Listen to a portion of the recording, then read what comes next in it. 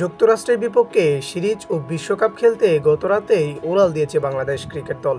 বিশ্বকাপের মূল 15 সদস্যের দলের সঙ্গে রওনা দিয়েছে মুস্তাফিজুর রহমান।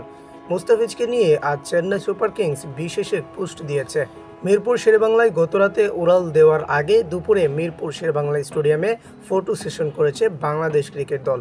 নাজমুল হোসেন শান্ত, তাসকিন আহমেদ, সাকিব আল হাসানের সঙ্গে কোটটায় পরে ছবি তোলেন মুস্তাফিজ।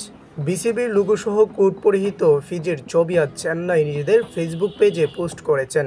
ক্যাপশনে দিয়েছেন মিশন কার্টাস, ভালো মতো সুইং করো ফিজ, তোমায় শুভকামনা। প্রথম বাক্যের পরে চেন্নাই দিয়েছে বজ্রপাতের ইমোজি, সিংহ ও আগুনের ইমোজি ব্যবহার হয়েছে দ্বিতীয় বাক্যের পর। বাক্যটা চেন্নাই শেষ করেছে লাভ ইমোজি দিয়ে। 2024 আইপিএলে চেন্নাইয়ের জার্সিতে তিনি খেলার সুযোগ পেয়েছেন 9 ম্যাচ, 9.26 ইকোনমিতে নিয়েছেন 14 উইকেট।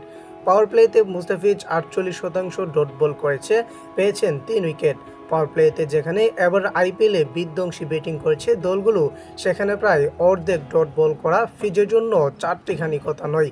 তার মূল অস্ত্র স্লোয়ার কাটারে পেয়েছেন 8টি উইকেট, 48% বলে করেছেন স্লোয়ার। চেন্নাইতে খেলার সুবাদে মহেন্দ্র সিং ধোনির মতো মহিরুহের সঙ্গে কাজ করার সৌভাগ্য হয়েছে মুস্তাফিজের। ধোনিকে নিয়ে আজকের পত্রিকাকে মুস্তাফিজ বলেছেন সাহচর্য নিয়ে, ধোনি মানুষটা অনেক ভালো, যে সময় প্রয়োজন তখন কথা বলে, যখন প্রয়োজন হয় না বলেন না। অনেক সময় বাংলায় কথা বলি, ভাই উত্তর দেন হিন্দিতে। হুশ গল্পের ফাঁকে ফিজের কাছে এভাবেই চিত্রায়িত হন ভারতের সবচেয়ে সফল অধিনায়ক।